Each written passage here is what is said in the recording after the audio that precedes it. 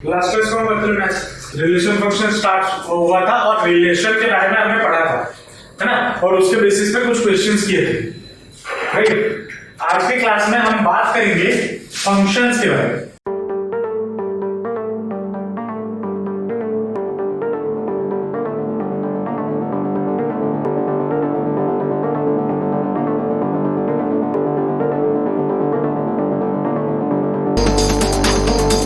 अब इसके बारे में हमने क्लास 11th में पढ़ा हुआ है।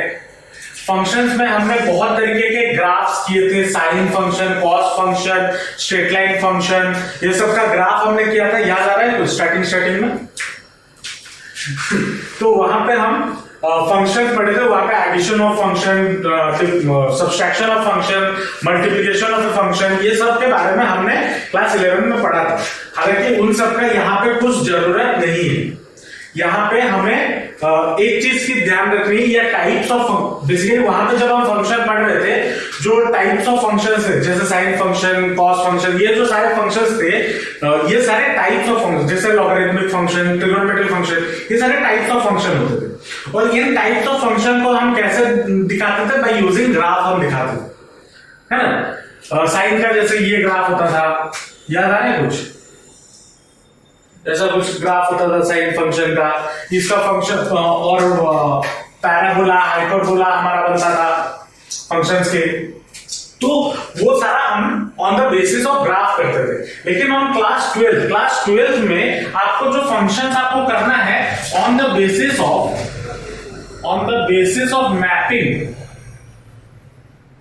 मैपिंग के बेसिस पे इसको डिवाइड किया गया है बहुत सारे टाइप्स में, ठीक है। बहुत सारे नहीं, बेसिकली 2 टाइप में डिवाइड किया गया, ठीक है।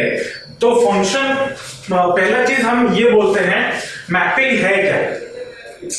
मैपिंग का मतलब हम समझते हैं। मान लो यहां पे एक सेट है जो कि है x, और मान लो यहां पे एक सेट है, मान लो जो कि है y, ठीक है। अब यहां पे इस सेट में मैं कुछ एलिमेंट्स लिख रहा हूं, जैसे 1 2 3 4 5, ठीक है। इस तरफ मैं लिख रहा हूं 3 6 9 12 15, मैंने कुछ लिखा। और इनके बीच में जो रिलेशन, या 2 सेट के बीच में कोई भी रिलेशन हो, हमने रिलेशन पढ़ा था ना, 2 सेट के बीच में रिलेशन होता था, और रिलेशन के टाइप्स हमने देखे थे। वैसे ही हम फंक्शंस के बारे में बात करेंगे। अब मान लो ये जो रिलेशन है वो इन टर्म्स ऑफ fx है, fx is equal to y, ये एक रिलेशन एस्टैब्लिश किया है, ठीक है। और दैट इज इक्वल टू क्या है? 3x के बराबर। मतलब fx जो फंक्शन है, function of small x is equal to y मान लो गिवन है, या फिर मान लो गिवन है 3x। अब यहां पे हम क्या करते थे? हम x के जगह पे सर्टेन वैल्यू पुट करते थे ताकि मुझे y का वैल्यू मिल जाए। मतलब इसको मैं क्या लिख सकता था? y इक्वल टू 3x लिख सकता था, क्योंकि मैंने क्या लिखा? fx is equal to y। x के जगह पे मैं सर्टेन वैल्यूज पुट करूंगा to get the values of y, है ना। तो यहां पे जो वैल्यूज मैं x में पुट करूंगा वो इस सेट में है, और जो वैल्यू मुझे मिलेगा x पुट करने के बाद, वो सारे वैल्यूज इधर है। देख लो, अगर मैं इस x में 1 पुट करता हूं तो मुझे y का वैल्यू कितना मिलेगा? 3, तो ये हो गया। अगर मैं x के जगह पे 2 पुट करूंगा तो मुझे क्या मिलेगा? तो ये मिल गया, मिला। अगर x के जगह पे 3 पुट करूंगा क्या मिलेगा? 9 मिलेगा। और अगर x के जगह पे 4 पुट करूंगा तो मुझे क्या मिलेगा? 12। x के जगह पे अगर मैं 5 पुट करूंगा तो मुझे कितना मिलेगा? 15 मिलेगा। तो ये जो चीज मैंने एस्टैब्लिश किया, इसी चीज को हम बोलते हैं क्या? फंक्शन, ठीक है। अब एक फंक्शन जो है, कब हम एक फंक्शन बोल सकते हैं? जब इस सब का इमेज, अच्छा यहां पे हमने जो ये एक सेट लिखा है, ये एक सेट लिखा है, ये वाला जो सेट है, इस सेट को, जो x का जो सेट है, इसको हम क्या बोलते थे? इसको हम डोमेन बोलते थे, है ना। और ये वाला जो सेट है, इसको हम क्या बोलते थे? कोडोमेन बोलते थे, कोडोमेन बोलते थे। अब मैंने यहाँ पे 3, 6, 9, 12, 15 लिखा हुआ है। अब मान लो यहाँ पे 17 होता, 18 होता ना, मान लो ये सारे नंबर्स होते, तो यहाँ पे ये दोनों नंबर्स इसके साथ कहीं पे मैप है, लिंक है, नहीं लिंक है, तो कोडोमेन हमारा क्या हो जाएगा? कोडोमेन हमारा हो जाएगा ये सारे नंबर्स जो वाई सेट में है, ठीक है। एक सेट में जो सारे नंबर्स है वो क्या हो जाएगा? डोमेन। और जो नंबर्स इसके साथ लिंक हो रहे हैं, किसके साथ? डोमेन के साथ लिंक हो रहे हैं, उसको हम क्या बोलेंगे? उसको हम बोलेंगे रेंज, ठीक है। ये सारे हम क्लास 11 में पढ़े हुए हैं। डोमेन क्या होता है, रेंज क्या होता है, कोडोमेन क्या होता है, समझ में आया कौन सा क्या है? पक्का। यहां पे देखो, ऐसा भी कभी कभी हो सकता है, ऐसा कि होता भी है, हर रिलेशन, मैंने यहां पे क्या बोला, एक्स और वाई ये रिलेटेड है इससे, जिसको मैंने फंक्शन का नाम दिया। लेकिन अगर मान लो हम एक रिलेशन को फंक्शन कब बोलेंगे? एक रिलेशन को, इसके बीच में बहुत सारे रिलेशन बन सकते हैं। अब एक रिलेशन को हम फंक्शन कब बोलेंगे, वो क्वेश्चन आता है। तो ये रिलेशन, या फिर हम ऐसे अगर सुनो, एवरी फंक्शन यहां पे लिख लेना साइड में, every function is a relation,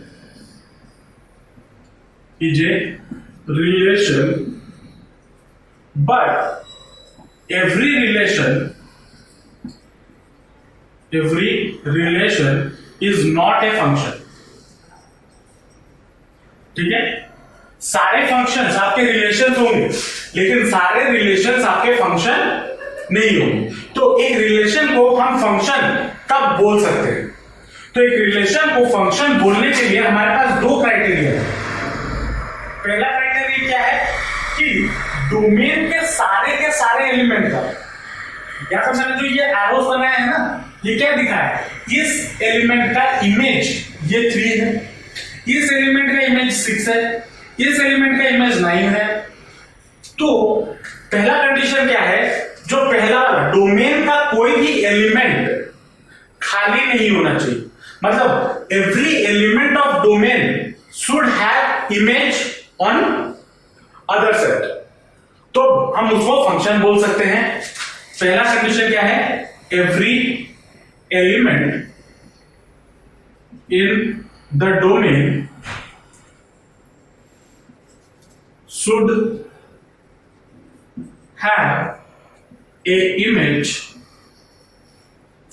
in codomain. अब देखो कंडीशन क्या बोला? कंडीशन ये बोला कि इधर कोई भी एलिमेंट खाली नहीं होना चाहिए। इधर अगर कोई एलिमेंट खाली रह जाता है तब चलेगा, तब भी हम उसको फंक्शन बोल सकते हैं। लेकिन नेसेसरी कंडीशन क्या है? डोमेन के कोई भी एलिमेंट खाली नहीं होने चाहिए, ठीक है। दूसरा कंडीशन क्या है? हर एलिमेंट का जो इमेज होगा वो डिस्टिंक्ट होना चाहिए। इसको समझते हैं, इसको पहले लिख लो फिर समझते हैं। Every element of domain, distinct image का मतलब क्या है इसको जरा समझना। देखो यहां पे 1 का 3 एलिमेंट है, इमेज है। अगर मैं मान लो कुछ ऐसा फंक्शन बन जाए, मैं इसको हटा रहा हूं, ठीक है, सारा हटा रहा हूं।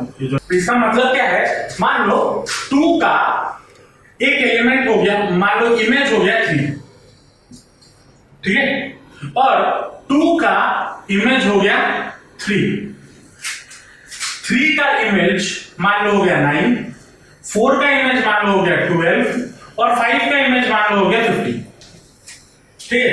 तब क्या हम इस रिलेशन को फंक्शन बोल सकते हैं?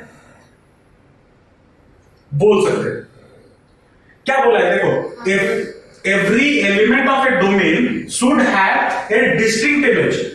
1 का एक अलग इमेज है 3, 2 का एक अलग इमेज है 3 का एक अलग इमेज है 9, 4 का एक अलग इमेज है 12, 5 का एक अलग इमेज है 50। लेकिन अगर मैं इसको थोड़ा घुमा दूं मतलब मान लो 1 का एक इमेज आ रहा है 6 जो रेड पेन में बना रहा हूं, और एक दूसरा इमेज आ रहा है 9। ठीक है, 2 मान लो 12 के साथ कनेक्टेड है, 4 मान लो 5 के साथ कनेक्टेड है, और मान लो 5 आपका 17 के साथ कनेक्टेड है। तब क्या हम ये जो रेड पेन में मार्किंग हुआ है, क्या हम उसको फंक्शन बोल सकते हैं? नहीं बोल सकते। क्यों? क्योंकि इधर एक एलिमेंट का दो इमेज फॉर्म हो रहा है, और कंडीशन क्या है? कोई भी एलिमेंट और डोमेन का उसका एक डिस्टिंक्ट इमेज होना चाहिए, उसके दो इमेज फॉर्म नहीं हो सकते। समझ में आया? फंक्शन होने के लिए कंडीशन क्या क्या है? पहला कंडीशन है कि डोमेन के सारे एलिमेंट का इमेज एग्जिस्ट करना चाहिए, और दूसरा कंडीशन क्या है? जो भी एलिमेंट डोमेन में मौजूद है उसका जो इमेज होगा वो डिस्टिंक्ट होना चाहिए, तभी जाके हम उस रिलेशन को फंक्शन बोल सकते। समझ में आया? पक्का? लिख लिए, मिटाओ। अब नेक्स्ट आते हैं types of function on the basis of mapping. Types of function, इसमें जो पहला टाइप है वो है 1-1 फंक्शन। 1-1 फंक्शन, या फिर इसको नाम दिया जाता है इंजेक्टिव फंक्शन। इंजेक्टिव फंक्शन, पहले इसका डेफिनेशन लिख लो, उसके बाद इसको समझते हैं। 1-1 फंक्शन क्या होता है? 1-1 फंक्शन वो फंक्शन है, इसको जरा समझना इसके डेफिनेशन को। A function f such that a tends to b is said to be a 1-1 function if different elements of a have different images in b। ठीक है, मान लो मैं एक एग्जांपल लेता हूं। मान लो a मैंने एक सेट लिया, एग्जांपल से देखते हैं। a मैंने एक सेट लिया जिस या उसके अंदर मैंने लिखा 1, 2, 3 एंड 4। ठीक है, और B मैंने एक सेट लिया और उसके अंदर एलिमेंट लिखा 1, 2, 3, 4, 5, 6। ठीक है, B मैंने क्या एलिमेंट लिया 1, 2, 3, 4, 5, 6, और A मैंने एक एलिमेंट लिया, सेट लिया 1, 2, 3, 4, और इनके बीच में जो फंक्शन मैंने डिफाइन किया fx is equal to x plus 2। fx is equal to x plus 2 मैंने फंक्शन डिफाइन किया। ठीक है, x plus 2 फंक्शन डिफाइन किया, तो अगर मैं यहां पे x की जगह पे 1 पुट करूंगा तो मुझे क्या इमेज मिलेगा 1 का? 3, मतलब ये वाला है ना। 2 अगर पुट करूंगा तो 4, वेरी गुड। 3 अगर पुट करूंगा तो 5, वेरी गुड। 4 अगर पुट किया तो 6, ये मिला। अब यहां पे देखो डेफिनेशन पे चलते हैं। डेफिनेशन क्या बोल रहा है? Is said to be 1-1। एक फंक्शन को हम 1-1 बोल सकते हैं कब? If different elements of A के सारे अलग अलग एलिमेंट्स का have different images in B में सारा अलग अलग इमेजेस हो, मतलब 1 का अलग इमेज है, 2 का अलग इमेज है, 3 का अलग इमेज है, 4 का अलग इमेज है ना। लेकिन अगर मान लो कुछ ऐसा होता 1 का 3 भी होता और 2 का भी 3 होता, तब भी ये फंक्शन होता, लेकिन ये 1-1 फंक्शन नहीं होता। समझ रहे हो? 1-1 फंक्शन किसे कहेंगे? 1-1 फंक्शन तभी होगा जब ए के सारे एलिमेंट के जो इमेजेस हैं वो क्या होने चाहिए? अलग अलग होने चाहिए, तो उसको हम क्या बोल सकते हैं? 1-1 फंक्शन बोल सकते हैं। समझ में आया? पक्का? इसको लिख लो, मुझे इसलिए 1-1 फंक्शन कौन? चलो अब आते हैं इसी में ही 1-1 फंक्शन में ही एक टाइप ऑफ फंक्शन आता है जो कि है many one function. Many one function क्या होगा? देखो 1-1 इसको याद रखने का सबसे आसान तरीका 1-1 क्या है, नाम से ही पता चल जाएगा।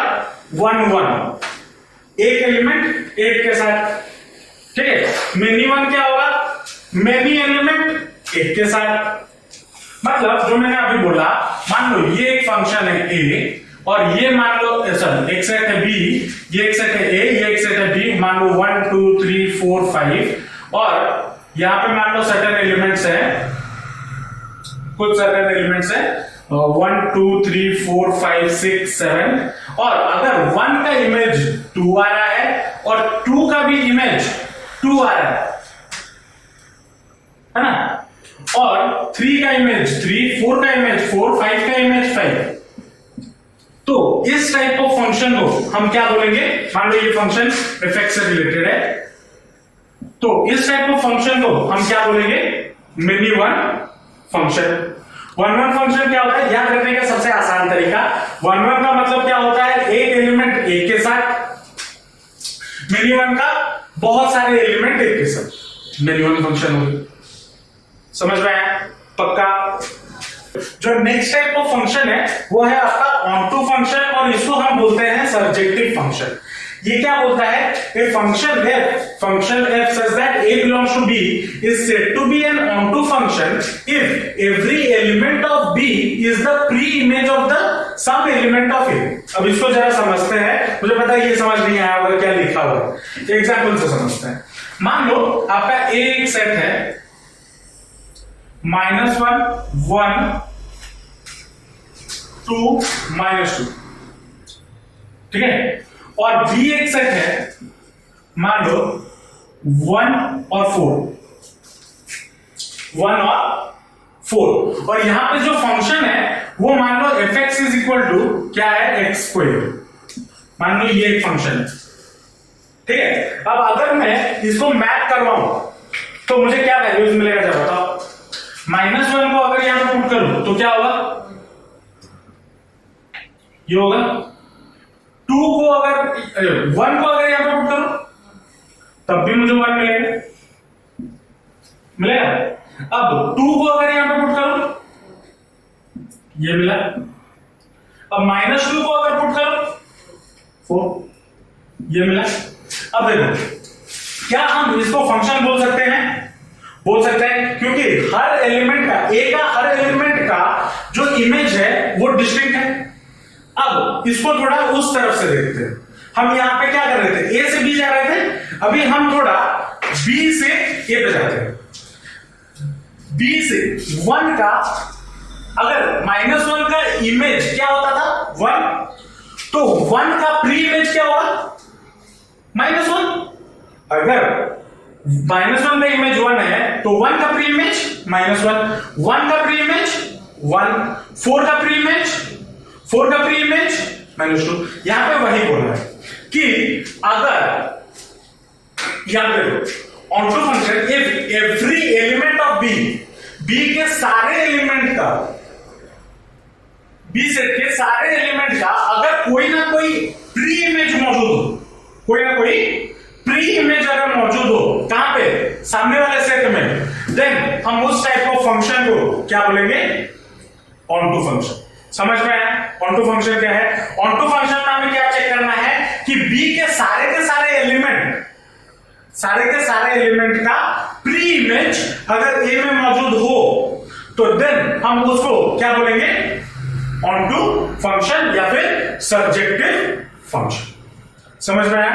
उसके बाद नेक्स्ट जो टाइप है, नेक्स्ट उसको हम टाइप नहीं बोलेंगे, कॉम्बिनेशन बोलेंगे। कॉम्बिनेशन में क्या? उसको हम बोलते हैं बाइजेक्शन फंक्शन। Bijection function. अब अगर कोई भी फंक्शन, बाइजेक्शन फंक्शन क्या होता है जरा समझ लो। अगर कोई भी फंक्शन 1 1 भी हो रहा हो, ऑन टू भी हो रहा हो, दोनों हो रहे हो, 1 1 भी हो रहा हो और ऑन टू भी हो रहा हो, देन हम उस टाइप ऑफ फंक्शन को क्या बोलेंगे? Bijection function. समझ में आया? तो इसका डेफिनेशन क्या होगा? इसी के बेसिस पे एनसीईआरटी का 1.2 जो है ना, ये तीनों चीजों के ऊपर डिपेंडेंट है पूरा। क्या है? क्या सीखा हमने? 2 टाइप के फंक्शन सीखे। एक था 1 1 फंक्शन, दूसरा था ऑन टू फंक्शन, और दोनों को मिला के जो फंक्शन बना वो हो गया बाइजेक्शन फंक्शन। और एक टाइप ऑफ फंक्शन भी देखे, मेनी वन फंक्शन, है ना? समझ में आया फंक्शंस के टाइप्स? पक्का?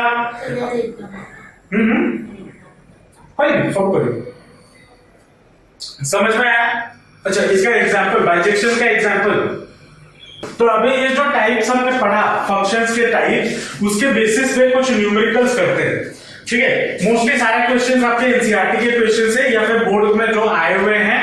पहला क्वेश्चन क्या बोला है, so that the function F such that N क्या होता है, नेचुरल नंबर। ये सब याद है ना, एन क्या होता है, आर क्या होता है, जेड क्या होता है, ये सब पता है ना, ये बताओ। एन आपका नेचुरल नंबर, जेड आपका इंटीजर, आर आपका rational number, sorry real numbers, ये सब पता है नोटेशंस। मैं वो नोटेशंस नहीं बता रहा, वो छोटे क्लासेस की बात है। चलो यहाँ पे हमारे पास फंक्शन गिवन है क्या, सच दैट दो सेट हैं, जो दोनों सेट क्या है, नेचुरल नंबर्स के सेट्स हैं। ठीक है, और फंक्शन आपको क्या गिवन है, fx is equal to 2x। मतलब दो सेट्स आपको सोल्यूशन पे आएंगे, दो सेट्स आपको गिवन है, एक ये सेट और एक ये सेट। इसमें सारे नेचुरल नंबर, इसमें सारे नेचुरल नंबर। इनमें जो फंक्शन होगा, ये फंक्शन आपको क्या गिवन है, fx is equal to 2x given है। ठीक है ना, बोला क्या है, प्रूफ करना है ये फंक्शन 1 1 है, is 1 1 but not onto, लेकिन ऑन टू नहीं है, ये हमें प्रूफ करना है। ठीक है, तो कैसे प्रूफ करेंगे, लेट इसको प्रूव करने का तरीका ये लिखेंगे ऐसे, late x1, x2 belongs to n। आप पहले ये चीज लिखोगे क्या, x1 and x2 belongs to n such that f of x1 is equal to f of x2। ये चीज हमने सपोज किया है। ठीक है, ये चीज हमने सपोज किया क्या, कि x1 एंड x2 दो एलिमेंट्स है जो n में लाई करता है, such that function of x1 is equal to function of x2। तो अगर function of x1 is equal to function of x2 होगा, then हम क्या लिख सकते हैं, फंक्शन हमारा क्या है, 2x के बराबर। तो 2 of x1 is equal to 2 of x2, ये लिख सकता हूं क्या नहीं लिख सकता हूं। मैंने क्या किया, x1 की जगह पे fx क्या है, 2x, x की जगह पे मैंने क्या पुट कर दिया, x1 पुट कर दिया, तो fx1 मेरा क्या हो जाएगा, 2x1 बनेगा। तो 2x1 इज इक्वल टू, वैसे ही x की जगह पे मैंने क्या पुट कर दिया, x2, तो क्या बन जाएगा, 2x2 बन जाएगा या नहीं बन जाएगा। दैट इंप्लाइज, इससे हमें क्या पता चलता है, x1 is equal to x2।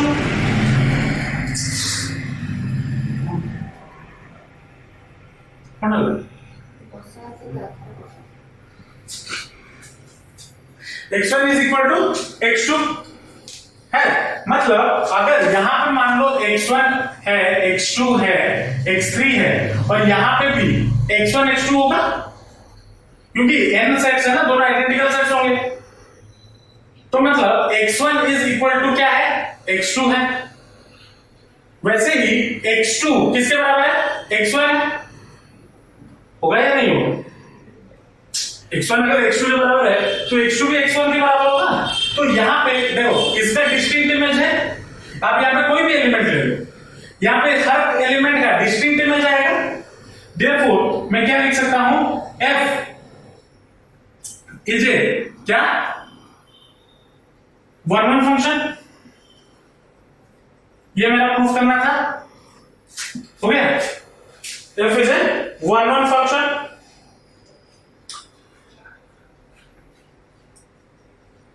अब अगर मैं इसमें इसका 1 1 बट नॉट ऑन टू भी प्रूफ करना है, ऑन टू के लिए क्या होना चाहिए, fx हमारा क्या है, फंक्शन 2x के बराबर।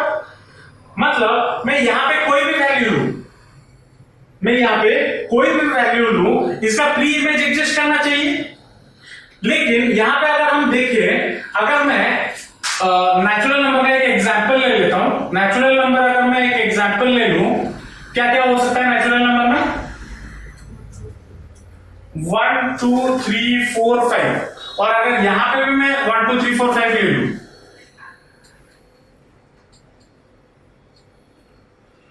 यहां पे भी मैं 1 2 3 4 5 ले लूं, ठीक है।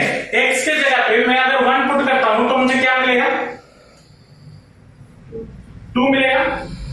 1 2 के साथ मैप हो गया, 2 अगर पुट करूं तो 4 मैप हो गया, 3 अगर पुट करूं तो 6 मैप हो गया, जो कि है नहीं, मान लो होगा बाद में नीचे, क्योंकि सेट ऑफ नेचुरल नंबर है, मतलब ये इनफाइनाइट सेट होगा। तो यहां पे अगर देखो, यहां पे ऑड नंबर सारे बच जा रहे हैं, ऑड नंबर के प्री इमेज एग्जिस्ट कर रहे हैं नहीं। यहां पे हम क्या लिखेंगे, as preimage of odd numbers does not exists, it is not a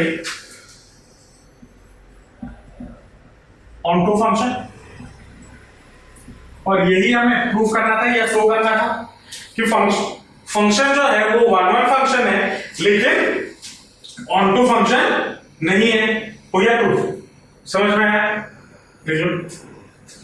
चलो अब आते हैं नेक्स्ट क्वेश्चन। नेक्स्ट क्वेश्चन क्या बोला है? नेक्स्ट क्वेश्चन बोला है prove that if R such that R, मतलब जो दोनों सेट हैं वो कौन से सेट हैं? रियल नंबर के सेट हैं, है ना?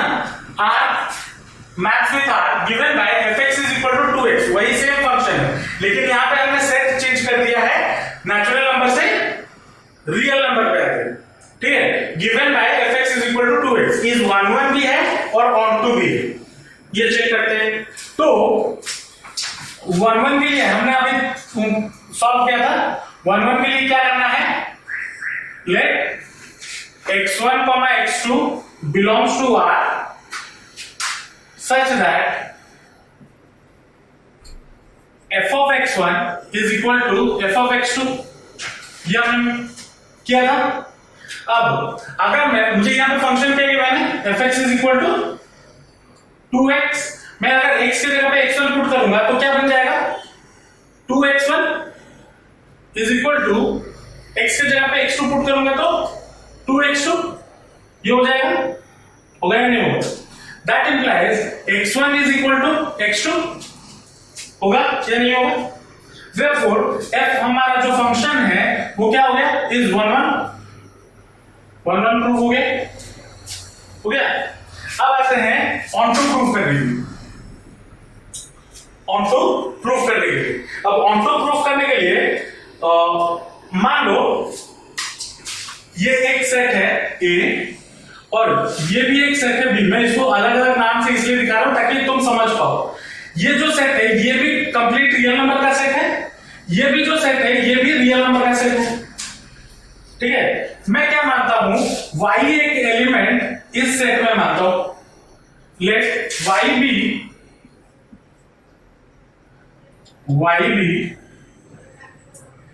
an element of B लिख रहा हूं क्योंकि मैं अगर यहां पे R लिख दूं तो तुम्हें ये R भी कंफ्यूजन हो सकता है। ठीक है, या फिर ऐसे लिखिए R, और ये हमारा क्या होता है, कोडोमेन होता है, हाँ? तो R कोडोमेन का, ठीक है, ये लिख सकता हूं। तो हमारा fx इज इक्वल टू क्या हो जाना चाहिए, fx is equal to y हो जाना चाहिए। अगर ये कोडोमेन में है तो फंक्शन अगर इनके बीच में fx है तो fx should be equal to codomain का कोई एक एलिमेंट होना चाहिए, तो fx should be equal to y होना चाहिए या नहीं होना चाहिए। और fx इक्वल टू हमें फंक्शन क्या गिवन है, तो 2x इज इक्वल टू क्या हो जाएगा, y हो जाएगा। तो x will be equal to कितना हो जाएगा, y बाय 2 होगा या नहीं होगा।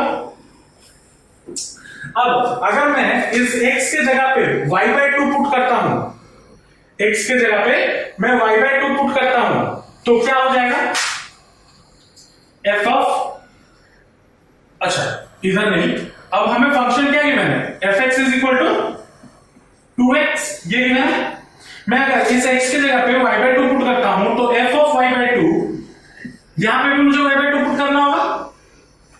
अगर इधर पुट किया तो जाहिर बात है इधर भी पुट करूंगा, तो 2 into y by 2 which is equal to कितना हो गया, y।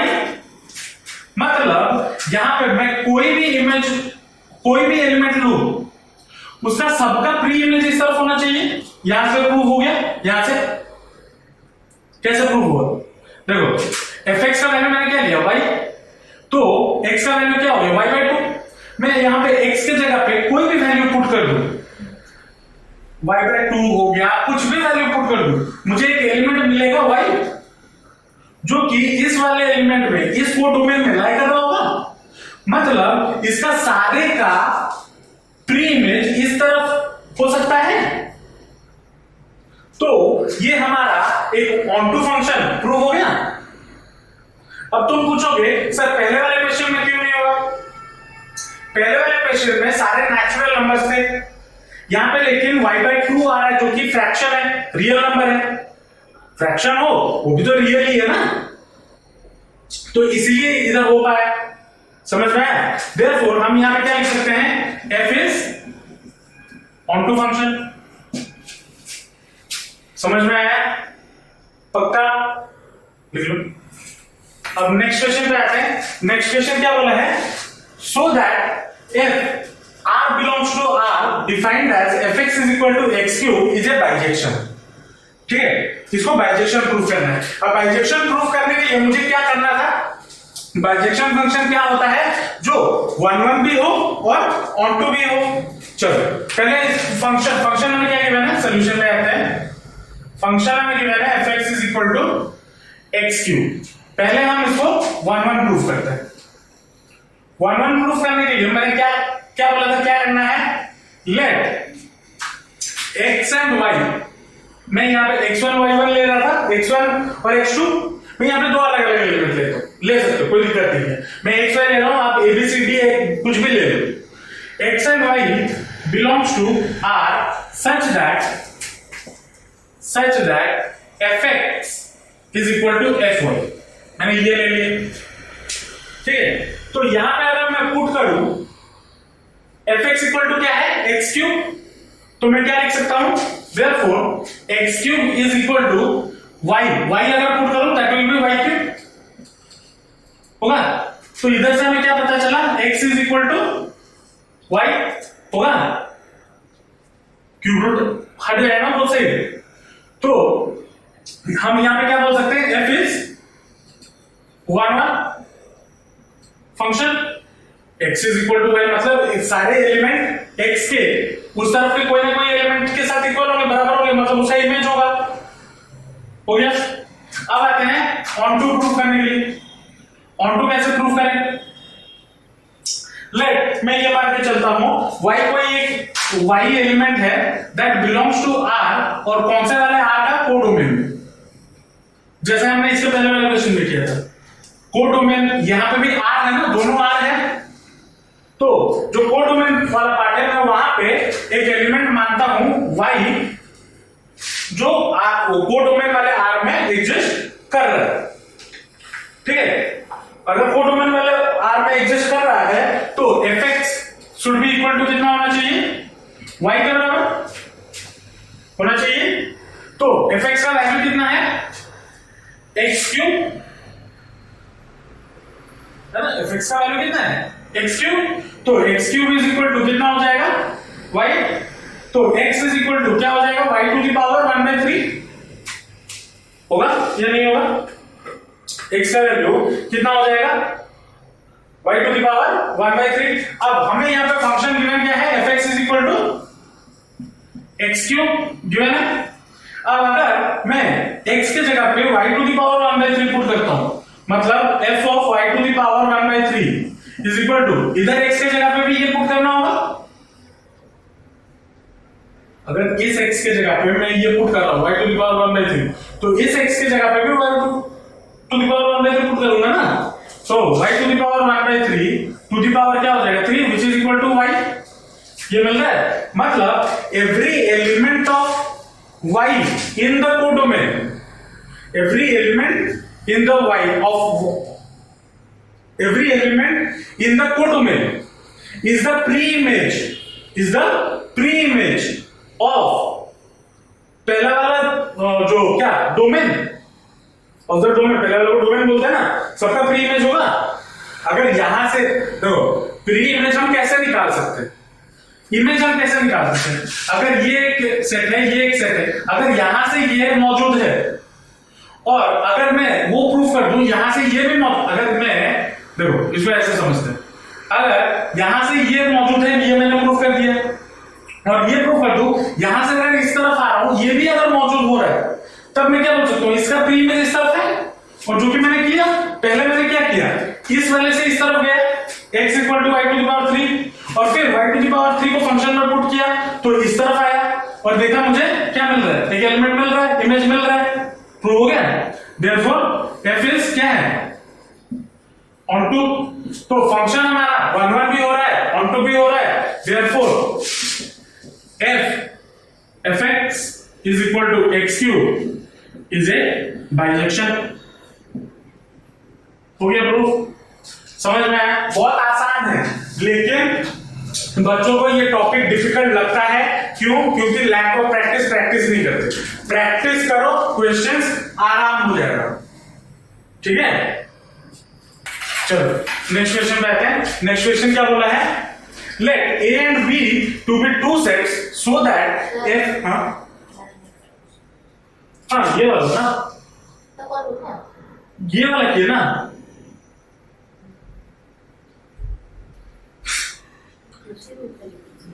let a and b to be two sets so that f such that a cross b implies that b cross a defined by f a b equal to b a is bijection।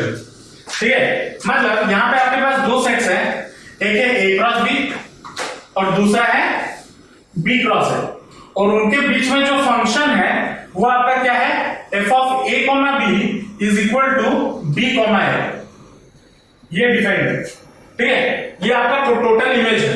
अब इसको हम solve करेंगे या prove करेंगे कि ये bijection है। मतलब पहले हम क्या करेंगे, इसके लिए 1 1 के लिए, 1 1 के लिए हम क्या करते हैं, 1 1 के लिए क्या किया जाता है, late a1 b1 a1 b1 and a2 b2 belongs to क्या है, a cross b, a cross b, वहां पे आर लेते थे ना, वहां पे यहाँ पे a क्रॉस b गिवन है तो a क्रॉस b ले लो, a cross b such that f of a1 b1 is equal to f of a2 b2। जो होगा ये हम करते थे, वहां पे आर था, यहाँ पे दो एलिमेंट बस आ गया और ज्यादा कुछ नहीं, तो क्या हो जाएगा,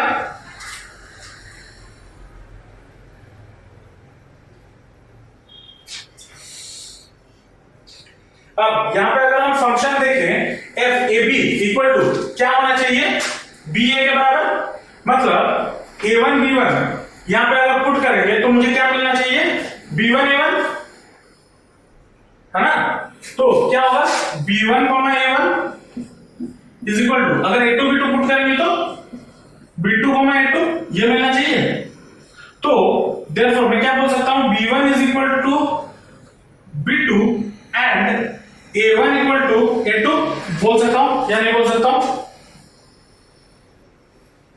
बोल सकता हूं या नहीं बोल सकता हूं। तो अगर b1 इक्वल टू b2 है और a1 इक्वल टू a2 है तो मैं इसको ऐसे भी तो लिख सकता हूं, a1 b1 is equal to a2 b2। कुछ फर्क पड़ता है, क्योंकि ये दोनों अगर सेम है तो मैं इसको ऐसे भी तो लिख सकता हूं या नहीं लिख सकता हूं, लिख सकता हूं। तो यहां पे हमें क्या मिला, f a1 b1 is equal to f a2 b2 is equal to क्या हो गया, a1 b1 is equal to a2 b2 for all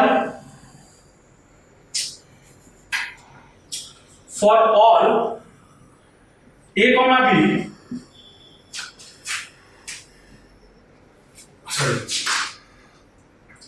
for all a1 b1 a2 b2 belongs to a cross b, ये मिलेगा, होगा या नहीं? अगर ये है तो देयरफॉर हम ये स्टेटमेंट भी तो ले सकते हैं। तो देयरफॉर क्या हो गया, एफ इज क्या है और 1 ये हमारा प्रूफ हो गया। अब आते हैं ऑन टू प्रूफ करने में। अब ऑन टू कैसे प्रूफ करेंगे, चलो ऑन टू प्रूफ करने के लिए मुझे क्या चाहिए, एक प्री इमेज चाहिए। मैं मानता हूं let B comma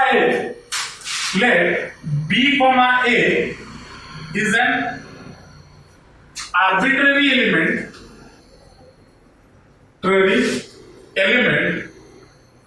of B cross A, है ना, ये तो करते थे, एक आर्बिट्ररी एलिमेंट मानते थे इधर से बी कॉमा है, मैंने एक आर्बिट्ररी एलिमेंट माना किसका, बी क्रॉस ए से माना। इसका मतलब क्या है, ये जो बी है वो किसमें लाई करता है, B belongs to capital B and A belongs to capital A. इसका मतलब ये होता है that implies